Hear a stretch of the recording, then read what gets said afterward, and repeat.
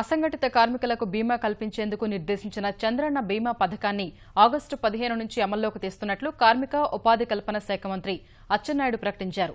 రాష్ట్ర వ్యాప్తంగా 2 కోట్ల మంది అసంఘటిత కార్మికులకు పథకం ద్వారా బీమా కల్పించినట్లు తెలిపారు. జూన్ 1 నుంచి పథకానికి దరఖాస్తుల నమోదు ప్రక్రియ ప్రారంభిస్తామన్నారు.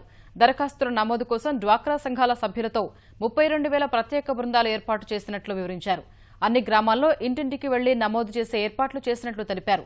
దరఖాస్తుదారులు ఆధార్ నెంబర్, బ్యాంకు ఖాతా నెంబర్ సహా గుర్తింపు కార్డు కోసం ₹15 రుసుం చెల్లిస్తే చాలన్నారు.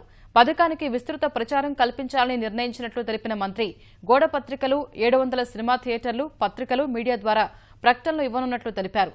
కార్మికులంతా దరఖాస్తు చేసుకుని లబ్ది పొందాలని మంత్రి సూచించారు. వైకాపా ఎమ్మెల్యేలను కాపాడుకునేందుకే జగన్ దీక్షలు చేపడుతున్నారని ఆరోపించిన అచ్చెన్నాయుడు ఏపీకి ప్రత్యేక హోదా వస్తుందని విశ్వాసం వ్యక్తం చేశారు. ఎవరైతే అసంఘటిత రంగంలో ఉన్నటువంటి వ్యక్తులు, రాష్ట్ర జనాభా 5 కోట్ల మంది అయితే అందులో 1,50,00,000 మంది అసంఘటిత కార్మికులు ఉన్నట్టుగా ఒక ప్రాథమిక అంచనా వేశాం. ఇంకా ఒక 50 లక్షల మంది అదనంగా చేరడానికి అవకాశాలు ఉన్నాయి. ఎవరైతే ఈ 2 కోట్ల మంది వస్తున్నారో వీరందరికీ కూడా చంద్రన్న బీమా పేరు మీద ఒక బ్రహ్మాండమైనటువంటి బీమా పథకాన్ని రాష్ట్రంలో అమలు చేయడానికి నిర్ణయం చేశాం.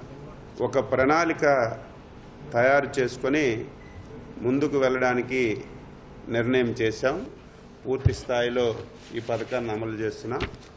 ఈ పథకం యొక్క ఉపయోగం ఏమిటంటే ఎవరైనా సరే చనిపోయినా సరే లేకపోతే టోటల్గా డిజేబుల్డ్ అయినా సరే 5 లక్షల రూపాయలు వారి ఇంటికి కుటుంబ పెద్దకి అందించడానికి ఈ పథకంలో పెట్టాం. తాత్కాలిక అంగవైకల్యం అయితే 3,62,500 రూపాయలు అందజేస్తాం.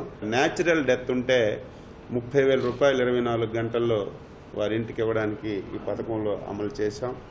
దీంతో పాటుగా ఇంట్లో 2 పిల్లలు చదువుకున్న వాళ్ళకి 1,200 చొప్పున స్కాలర్షిప్ 2 పిల్లలకి ఇవ్వడానికి కూడా ఈ పథకంలో మనం పొందుపరచడం జరిగింది.